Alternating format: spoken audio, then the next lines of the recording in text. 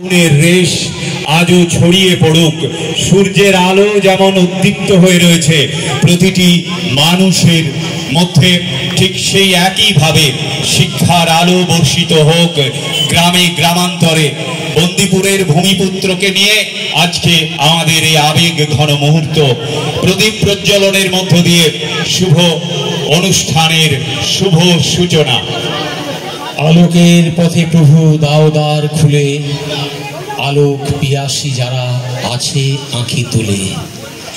কি সুন্দরভাবে উপস্থাপনা করলেন বন্ধু প্রশান্ত সিংহ।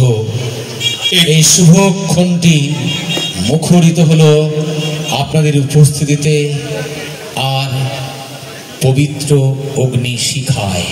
এবার আরো একটি কাজ আমাদের বাকি রয়েছে, এটিকে কাজ বলবো না, এই কাজই কিন্তু আমাদের এগিয়ে নিয়ে যাবে। একটি পুস্তিকা প্রকাশিত হচ্ছে এই মুহূর্তে আচার্য সতীশচন্দ্র মুখোপাধ্যায়ের সংক্ষিপ্ত জীবন আলেখ্য নিয়ে, যেটি রচনা করেছেন বিষ্ণু চট্টোপাধ্যায়। সেটির মোড়ক আমরা খুলছি এবং মানুষের কাছে পৌঁছে যাবে সেই পুস্তিকা।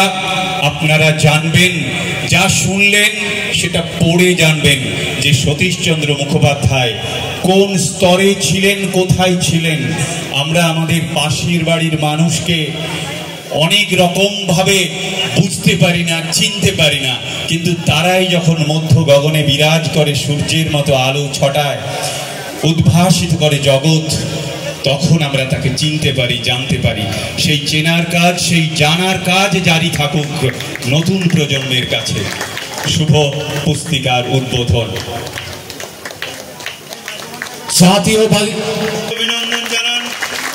আমরা এরপর সেই বহু প্রতীক্ষিত আমরা আচার্য সতীশচন্দ্র মুখোপাধ্যায়ের মূর্তির সম্মুখে যাব এবং তার আবক্ষ মূর্তির উন্মোচন করব।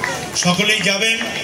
আর এরপর আমি একটি ঘোষণা করছি, এরপর স্বচ্ছ ভারত মিশন নিয়ে একটি প্রোগ্রাম রয়েছে নালিকুল রাজতলায়।